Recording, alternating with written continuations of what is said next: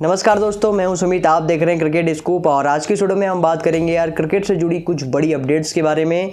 हालांकि देखिए, फिलहाल India versus England test series चल रही है, जिसके ऊपर मैं अपडेट आप लोगों को लगातार देते ही जा रहा हूं। लेकिन चलिए और भी अपडेट्स के बारे में जान लेते हैं जो आईपीएल को लेकर है। और कहीं ना कहीं आईपीएल में जो खिलाड़ी फ्लॉप रहे थे या जिन खिलाड़ियों को टीमें खरीद सकती हैं, वो खिलाड़ी कैसा परफॉर्मेंस कर रहे हैं। सबसे पहले शुरू करते हैं यार मैथ्यू शॉट से। देखिए, मैथ्यू शॉट फिलहाल एमएलसी खेल रहे हैं, मेजर लीग क्रिकेट, आप लोगों को पता रहेगा।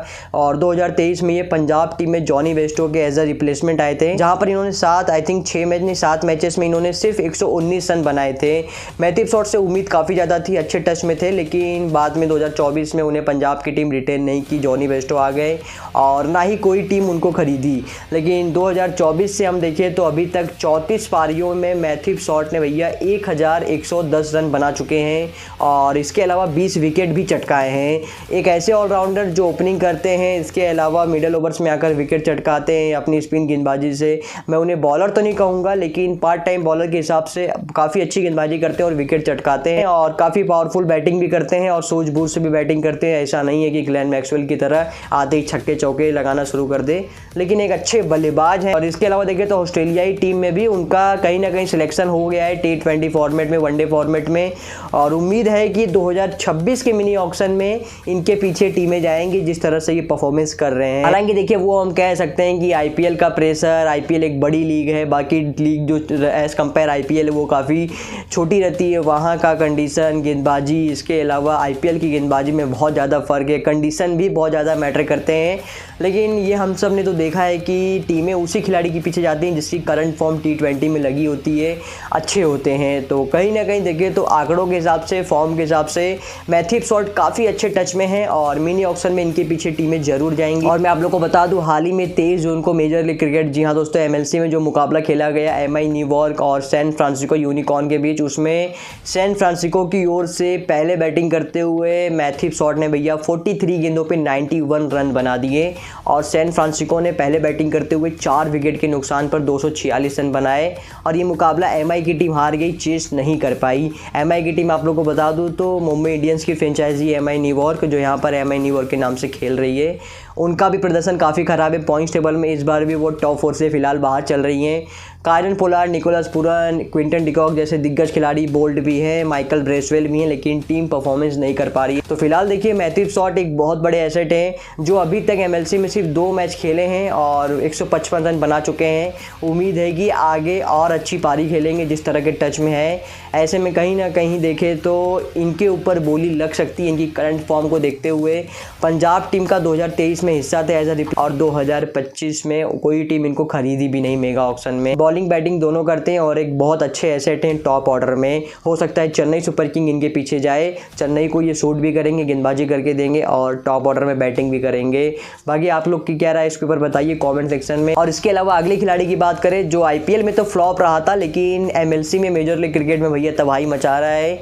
हो सकता है वहाँ की विकेट उनको जम रही हो आईपीएल के मुकाबले, लेकिन फॉर्म तो भैया जैक फ्रेजर मैकगर्क ने दिखाई है और मैं जैक फ्रेजर मैकगर्क की ही बात कर रहा हूँ, जो आईपीएल में भैया फ्लॉप हो गए थे। 6 मैच में भाई साहब इन्होंने 60 रन भी नहीं बनाए थे और पूरी तरह से फ्लॉप थे।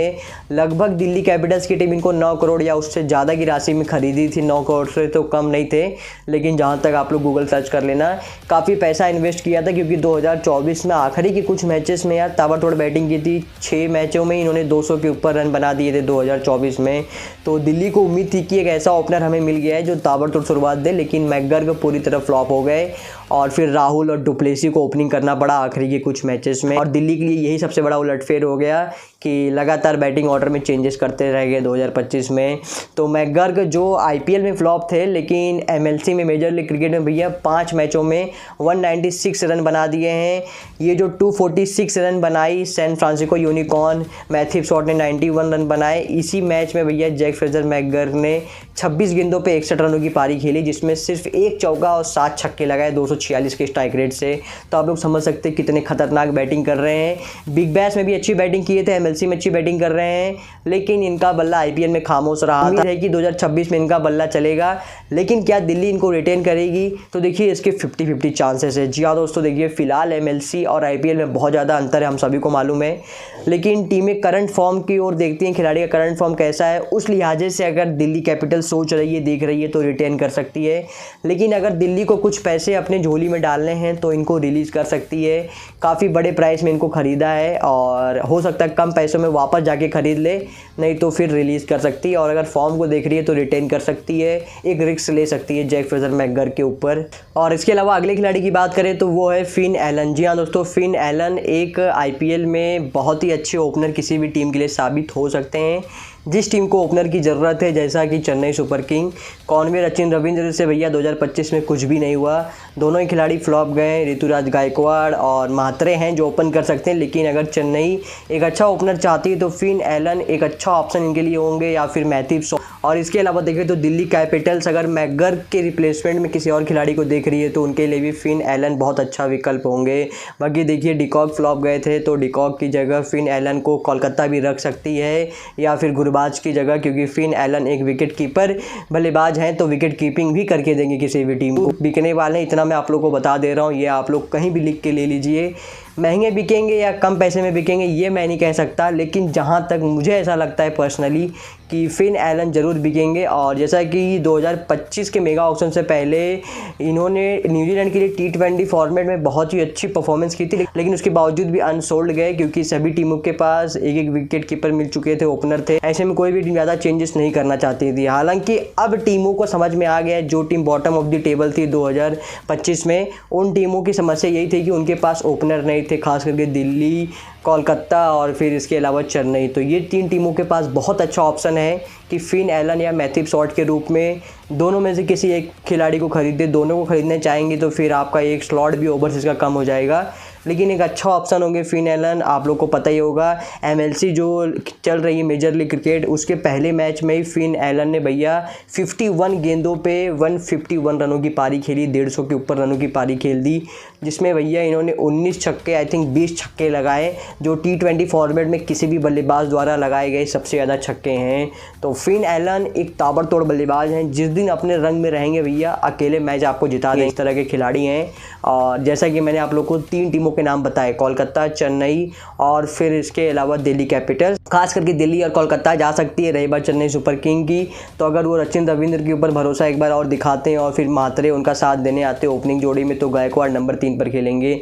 लेकिन अगर सचिन रविंद्र को ड्रॉप करती है और गायकवाड़ को नंबर 3 पर खिलाती है चेन्नई, तो म्हात्रे के साथ फिन एलन एक बहुत ही अच्छी जोड़ी रहेगी। फिन एलन विकेट कीपिंग भी करते हैं, इससे एमएस धोनी का भी भार थोड़ा कम होगा। हालांकि एमएस धोनी की जगह अपडेट आ रही कि संजू सैमसन को चेन्नई अप्रोच कर सकती है।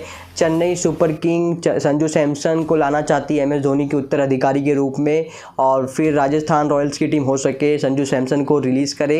अब देखिए अभी तक दोनों टीमों की तरफ से ऑफिशियली इस पर अनाउंसमेंट नहीं आई है, लेकिन सोशल मीडिया पर ये खबर चर्चे में है। इस वीडियो को समाप्त करते हैं। आपके हिसाब से क्या लगता है आपको, मैथ्यू शॉट, जैक फ्रेजर मैकगर और फिर फिन एलन, ये 3 में से 2 खिलाड़ी बिकेंगे या तीनों खिलाड़ी बिकने वाले हैं 2026 के मिनी ऑक्शन में? अपनी राय बताइए। मैं मिलता हूँ आपसे अगले वीडियो में। जय हिंद।